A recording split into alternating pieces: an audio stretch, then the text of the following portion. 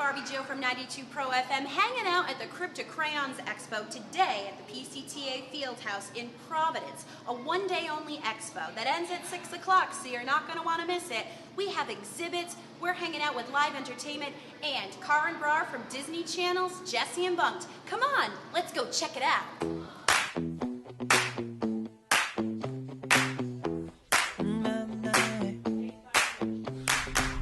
So speaking of April Fool's jokes, because the snow is no joke, April Foolery on set. Do you guys prank each other? Yes, we do. I mean, at times we kind of have to like ease up because we're filming like an actual TV show that is requiring a lot of hours and a lot of people. So like sometimes we want to keep it a bit more professional. But I remember my favorite prank back on Jessie during April Fool's is one of our guest stars, Pearson Faudet, put chocolate syrup in Debbie's soap dispenser. Oh my.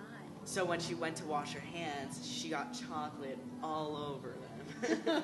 I would be licking my hands because that's how much I love chocolate. Chocolate is amazing. Chocolate is amazing. Who's the biggest prankster on set? Ooh, okay. Sky's good because her pranks aren't complicated. She keeps them simple. She keeps them simple, but she scares people. Oh. She's really good at scaring people. Oh, you gotta watch out for the cute little ones. They can be scary. And when the Halloween episodes come out, like when we have to do those, she gets the scary masks. She's all in. So here's one thing. I feel like you pranked me this April Fool's and you don't even realize it. What did I do? Because your Indian accent on the show, I thought it might be real.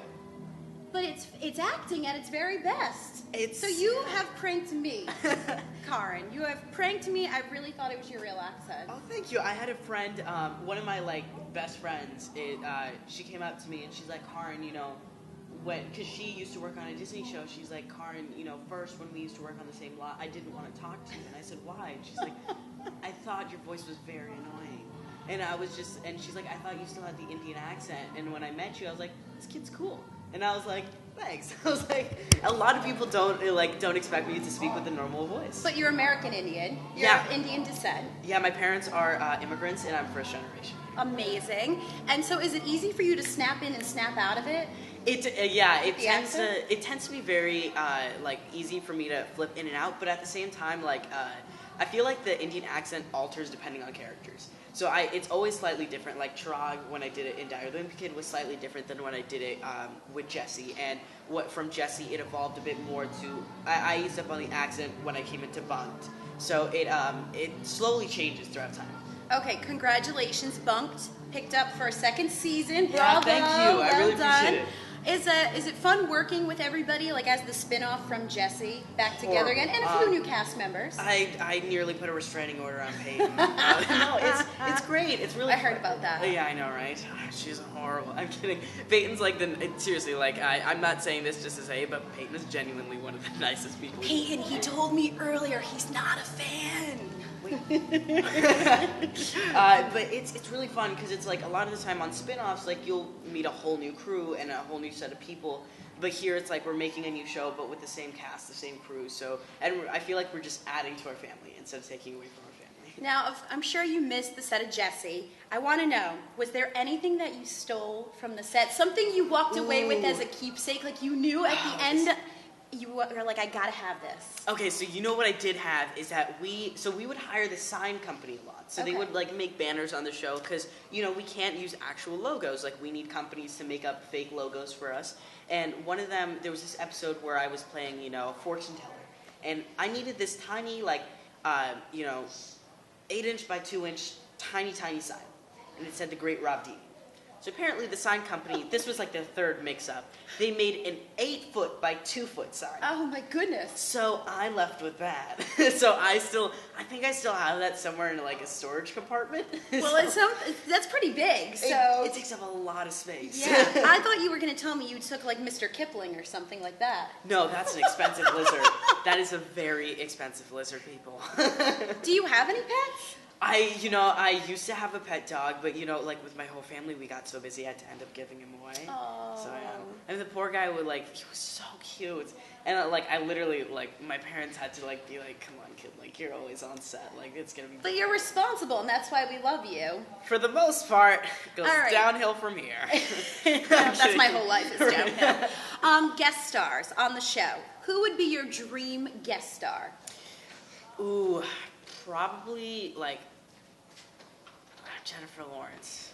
You're a J-Law fan. I'm a J. I mean, Is like, she like your celebrity crush? I mean, we're in a committed relationship. Oh, I didn't realize this. I Yes. thought you and I were at this point. It's just it's not you, it's me. Oh, yeah, I get that all the time. Being from in men. a different relationship with Why do I get that all the time?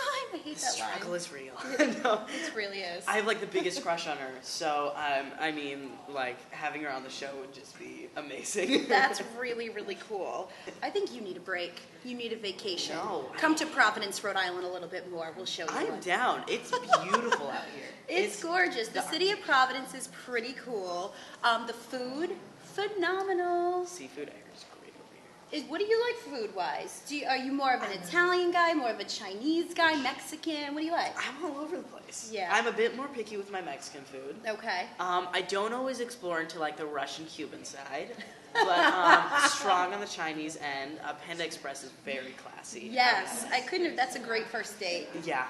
That's great. what I hope for when a guy takes me out. Let's go to Panda Express. And it's weird because a lot of my relationships ended through Panda I Express. bet they did. It's Yeah, it grounds was- for a breakup. It was weird. It was like I was like, oh my god, this is the classiest place I can afford. And she's like, are you serious? Like you couldn't take us to like a Benihana? And yeah, that's. So, what's your school life like on set? It's actually it's fun. It's funny because like a lot of people think that we end school when we go into like television or film, but we actually still do school on set. So when we're done filming a scene or whatever, we quickly run up to our schoolroom and we have tutors over there, and so we do our schoolwork just like you guys would, and we just work it into our schedules.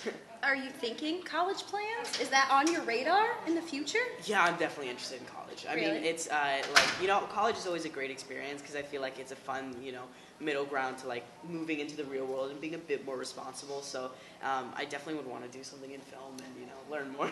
Listen, you're never going to make it to college, Karan, if you keep getting in trouble with the law. What is up with these parking tickets you keep getting? Tell me why. I got my. At first, I was like, when you said trouble with the law, I was like, oh my god, wait, what did I do? I was like, I don't think I've broken the law. TMZ broke the story Right? this morning. I got a third parking ticket. A third one? I got a third third. time's a charm. Right so the first one, okay, let's see. I think I just misread the signs or whatever. So I got a parking Happens ticket. all the time. Right. The second one, I was 30 minutes late for a meeting. So I was driving around in LA and I was like, forget this, and I just parked and I ran and I came back and I was like, $50, great. I have one word for you and I.